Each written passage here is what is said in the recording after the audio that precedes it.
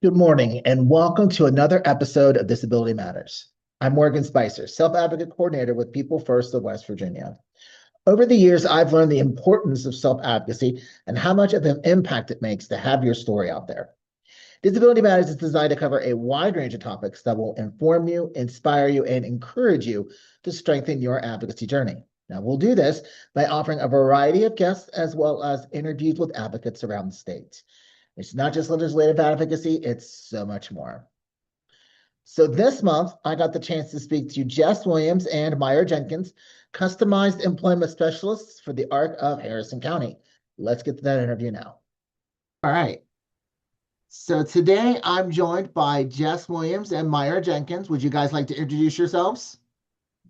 Sure. Hi, I'm Myra Jenkins. I work for the ARC of Harrison County. I'm the Vocational Programs Director. I've been with the ARC for 24 years. I've been in vocational for almost 15 years. And prior to that, I did in-home health, where I did direct care services for people with disabilities. Hi, my name is Jess Williams. I'm a customized employment specialist with the ARC of Harrison County. I work under Myra, who's the Vocational Programs Director. And I don't have a lot of experience with working with individuals with disabilities. I'm on about year 2 of working with the ARC. But it has been a very eye-opening experience, and I enjoy it very much. Great. Well, thank you guys for joining me today. Really appreciate it. So I think we covered the first part there. So you mentioned earlier in our emails when we chatted about being what's known as a customized employment specialist. Can you tell me a little bit about that? So when it comes to customized employment, it's all about what the client's needs are. It doesn't matter what anybody else says. So we go out and find an employer with them, and they put in applications. We speak with employers, and the individuals that we have working right now, their jobs have pretty much been customized to their needs. So we have one gentleman who is only able to work 1 hour a day, 2 days a week. And the job duties are based upon what he's able to do. And that's how it is with the majority of the people that we work with. We make sure that whatever they're capable of doing, that's what the employer hires them to do. But we also go in and do job coaching, and we make sure that natural supports are in place. That way, if we're not there, then that natural support will take our place and then let us know if they need us to come back in and help any. Perfect. So my previous employment, I was a DSP. So I got to care for clients, did supported employment job coaching. It was a great experience. I mean, you got to really meet people and see the potential. You see the individual as, a person that has potential and can work and be a part of their community. And it was just great to see and be able to help them build those experiences where, they're doing the best they can and living their best life. Right. You're absolutely right. So can you share any success stories of when your job helped an individual reach their full potential? Oh gosh, you know how many stories I have. um, I'm going to go back to when I first started in vocational, because I'd have to say this is probably my biggest. I worked with a young lady who had worked in the past. Her health had deteriorated a little bit, and she wasn't as capable of doing what she used to be able to do. Anyways, we did a program called community-based assessment, and I took her to 3 different sites to see what she could do, and found that she was really good at restaurant type work. So I went and so I went to the counselor, the Division of Rehabilitation counselor, and I said, okay, this is what we would like to do. I was told at that point in time that the client that I was working with was not employable. I wasn't going for it. There was no way. I watched this lady for 3 months work her tail off. She, by George, she was going to get a job. So we went to a local restaurant, went in, talked to him. And what we did was is we pointed out stuff. Oh, well, maybe she can do this, or oh, maybe she can do that. And it was stuff that the employer had never thought, oh, we could hire somebody just to do this stuff. So she was hired. She worked 3 days a week, 3 hours each day. Um, and the restaurant owners actually got to take a vacation. They said they hadn't got to take a vacation in years because all the work that my client was doing was always the stuff that they would do like during the week that they would be closed. So it worked out pretty amazingly. They were great people. And unfortunately, she's not able to work anymore because her health did deteriorate to where she can't. But for me, that's my story. I was told it wasn't going to happen. And I thought, oh, yeah, it's going to happen. So, yeah. So one of the things that we also do is we teach life skills to individuals. One of the things that I enjoy is being able to work with someone through life skills and into the job placement process. So I have one client that I can think of off the top of my head who she started out very shy, didn't want to talk very much, just kind of in her own sphere a little bit.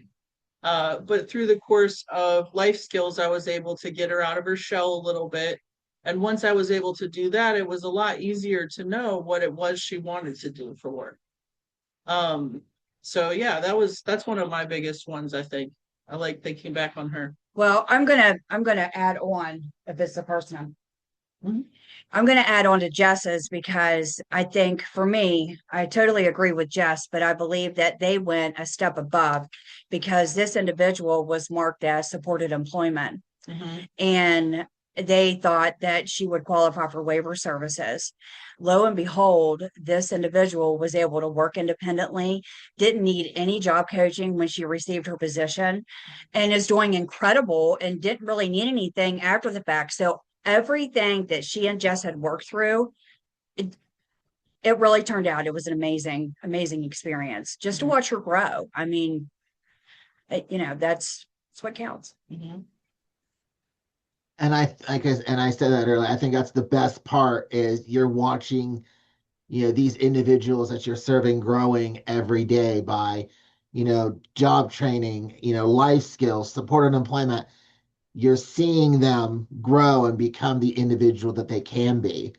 And it's a Yep. great feeling to know that, you made an impact in their life. When other people said, "Oh, I don't think he can work in the community," but he can. Right. We Right. just we have to we have to we believe in them. So it kind of reminds me of my first client, if I'm okay with sharing. Um, when I was a DSP at my former job, my first client was an individual that had a lot of emotional and behavioral disorders. He was a great worker. I mean, great worker. I mean, he had some prompts and supports, that Right. was easy to work with, but a lot of people didn't get along with him because of his behavior and the way he treated people. Sometimes when he got angry, he bolted out at people. Right. And I remember just being there every day with him, Monday through Thursday, working with him. And I could just tell that he was improving because I was there, telling him, "Hey, you can't talk like this to people. To be respectful. You need to just, focus on your job, things like that." And I just definitely saw an improvement. And he passed away about a month and a half after, Oh, but I started with him. But I think one of the things that I will always stick to my mind when I tell people about him is the last day that I got to see him before he got sick, and that was the last, right. was that he considered me a friend, Yep. and That, that he thanked me for everything, for just being there, turning on his music when he wanted to listen to music, and just being in his corner. And um, our workplace held a little, memorial for him, and it made a difference when my boss told me, I think you made a big difference in this man's life. She's like, you may have not noticed it, but I don't notice it. And it took a while, but it made me feel good to know that, I made a difference in his life, even though I didn't see him as much. So, Yep. Yep. I get it. I do. so what does self-advocacy mean to you both? And what advice would you give individuals? Do you want to go first? Sure. So self-advocacy to me means, speaking up for yourself and your needs in a way that is able to be understood by other people. And my biggest,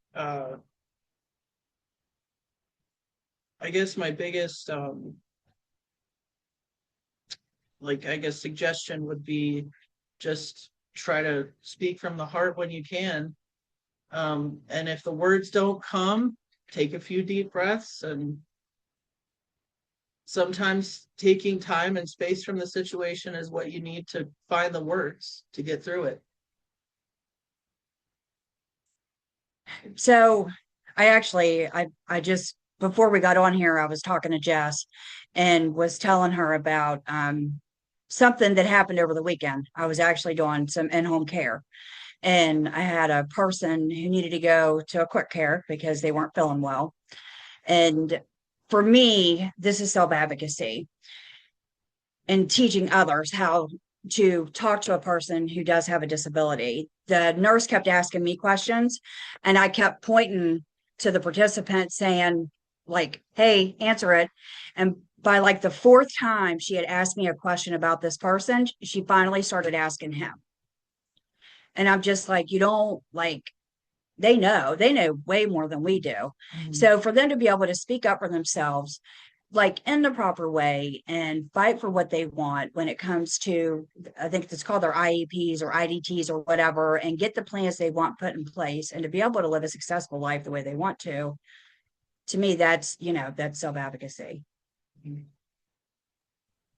And that's why, I tell this to a lot of people. It's why I love working here at the Arc, is because I'm helping individuals every day reach their potential by just suggesting something to them. Hey, maybe someone could come in and say, I need some help with something. Can you help me? Sure, I've made a difference in their life. Can, you give me some advice? Like I had someone that worked here talk about wanting to move into his own place. And, from experience, I was like, that's you got a lot of thinking to do. You got a lot to think about on that. And, I just kind of walked through things with him. But I feel like I gave him a good impression of, hey, maybe that's something I want to do, but maybe I need to think about it a little bit. Right. Mm-hmm. I think another big deal with self-advocacy is it's also the people that they are surrounded by, and being good role models. Mm-hmm. and showing them the way. That's another biggie for me, is just being the best role model that I can possibly be to help them learn and grow as a person. I second that. I try to be a role model every time I'm with my clients. Yep. Every time I'm around the participants. That's a big deal to me. Yeah. Yeah.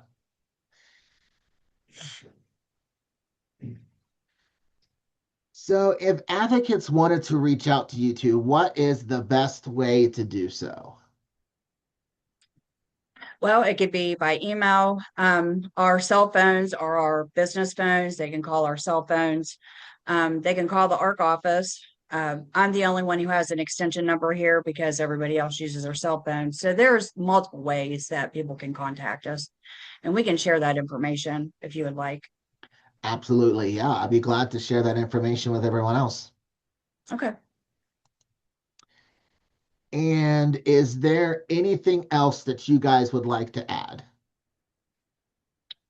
So actually, yes.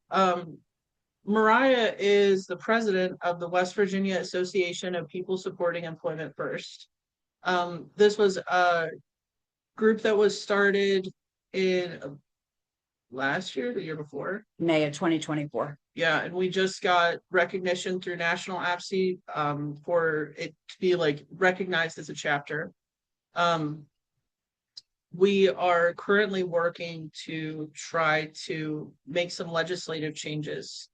And we've proposed a new Employment First bill. The old Employment First bill, Task force.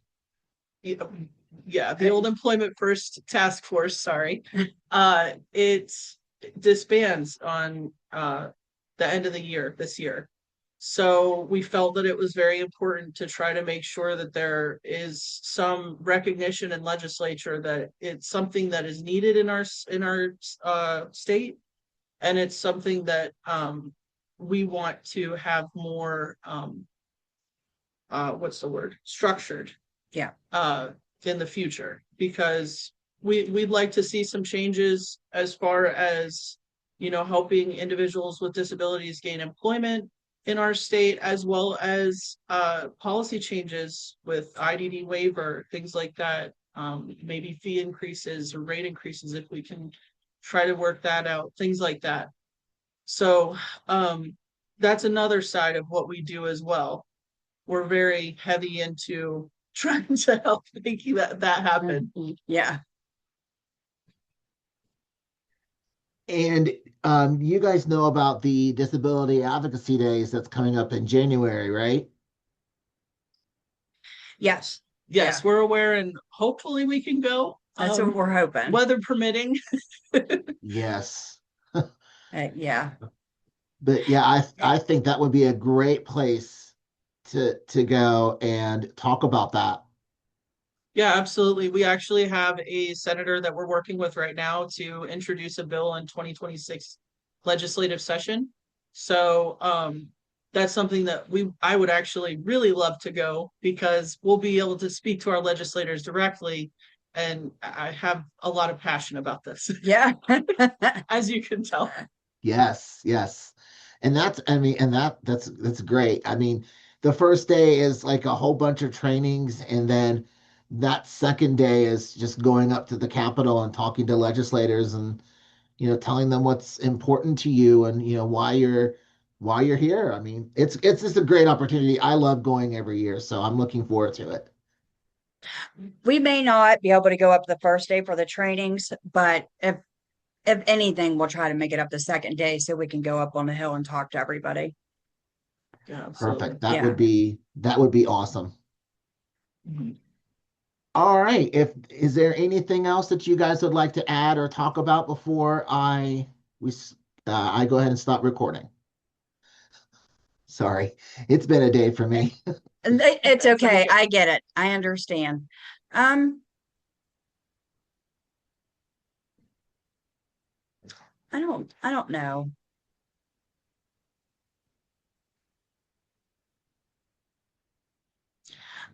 I guess for me, I'm always on this rant of I do orientation here, and I do PIA, physical intervention alternatives, and I do stuff like that. And one of the things that I always preach about is making eye contact when they talk to people, taking their feelings seriously, because that's something that a lot of people, they discount what is said because they just don't take them seriously. So I preach and preach about, if they're saying it, it means something to them. So you have to listen to what they're saying and try to help with whatever the situation may be. So that's always my big thing is to always please take them seriously.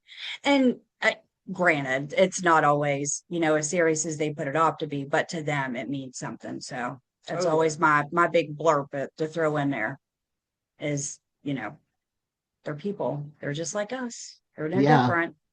That's it. Yeah, that's what I tell people about what people first. I mean, you know, they're individuals first. I mean, and that's how we should see them as individuals, not an individual with a disability. Yep. Nope. They have the There's so ability much to do more. what, right. Well, they have the ability to do whatever they want to do. Right. And, Absolutely. you know, as long as you listen to them, you can help them achieve whatever they want. So, Yes. yeah. Yes. Sometimes my clients don't know what to do whenever I tell them I'm here for you. Right. Right. Like, this isn't about me. This is about you right now. Yep. So, yeah. And I think it's a great feeling to know that you're in their corner and that you're not making the choices, but you're supporting them. If this is what you want to do, let's see what we can do to help you. And, Yeah, how can we make it happen? how can we make it happen? Absolutely. Mhm. I think that's it. I don't think I have anything else. All right. Well, if that's all, thank you guys so much for joining me today. I really appreciate it. All right. Well, thank you so much, Morgan, for taking the time to meet with us and let us share a little bit about who we are and what we do. Yes, thank you. Thank you so much, Jess and Myra, for joining me this month. Don't forget, if you want to be featured on an episode of Disability Matters or have a subject you would like discussed on a future episode, you can reach out to me by calling the ARC at 304-422-3151, extension 129, or email me at morgan.spicer@thearcmov.org. I would love to have you on a future episode of Disability Matters. With that, we're out of time. Join me again next time for another episode of Disability Matters. We are advocating, educating, and celebrating the potential within you. See you next time.